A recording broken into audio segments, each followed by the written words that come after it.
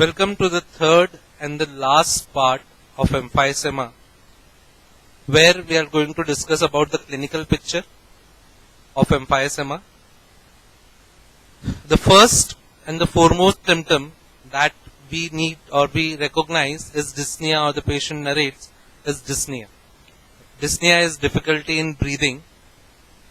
It may be accompanied by cough, which is productive or non-productive. It may come up with the expectoration or sputum, or it can be a non-productive cough. On examination with stethoscope, you'll hear a sound on inhalation and exhalation, that is what we call as the wheezing. It may be associated with loss of weight, peptic ulceration, and hypercapnia, that is change in the central nervous system. Hypercapnia, that is as we are getting a low level of oxygen because the oxygen transportation rates gets affected, so that causes hypercapnia. And one more symptom, on long standing, if the person has been exposed or has been emphysematous for a quite long period of time, it causes barrel chest. And how does a barrel chest looks like? We have a pictorial picture here to explain you that how this barrel shaped chest looks like. So this is a normal contour of the person, where you can see the chest, it's some different, but here you can see there is a barrel. Now what is a barrel? It's an usually it is used, a term is used for a wooden structure which is cylindrical in nature, and you can see here the chest wall are expanded to this. Here the expansion is not present as such, but here the expansion is there, and this particular shape of chest wall is called barrel chest. Sometimes it is also referred as pigeon chest, as you might have seen the pigeon where this region of the pigeon is quite raised, and this rising or different contour of chest where the anterior and the posterior part gets extended more, and that is what we call as the barrel shaped chest. This is the development or the change that occurs due to hyperinflation or non-exchange of gases, hypercapnia, more respiratory rate, or forced expiration is needed. So these changes will occur. Now we have been discussing in the last class or last lecture also, we had this discussion of pink puffers and blue blotters.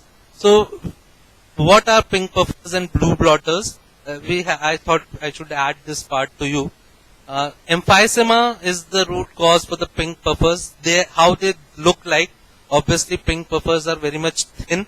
They have lost a lot of weight. Dyspnea is present, whereas their vital capacity is reduced, but their lung volume has increased. So they have a lot of lung volume, but their vital capacities are very less. So a very small amount of air they can inhale in a single breath. Whereas blue blotters, they suffer from chronic bronchitis. They bloat. As you can see, this person is quite fat. So how do you differentiate between them? This is a table of comparison. I want you to have a closer look to it. I will tell you how they are differentiated. So the blue bloaters, the age at which blue bloaters have their affection is somewhat between 40 to 45 years, whereas pink puffers will dominantly develop symptoms between 50 to 75 years. Dyspnea is mild or late in blue bloaters, but it is very severe in cases of pink puffers.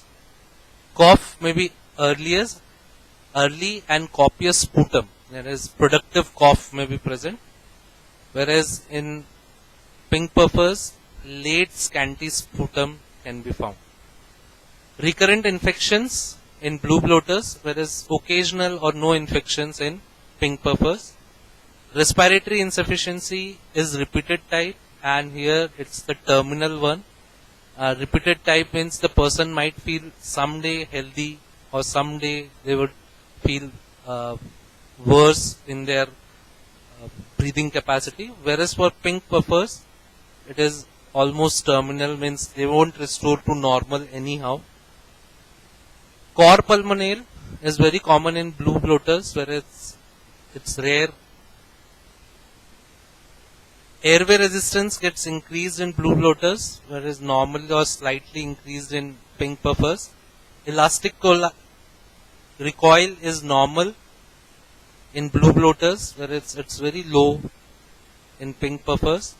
Chest radiography, prominent vessels, large heart can be seen, whereas in pink puffers, hyperinflation and small heart can be seen. So how the appearance or why the name is called and what are the differences between them, it's quite visible. Okay, thank you. This was all about emphysema. We'll meet up with a new topic of respiratory disorder. Thank you.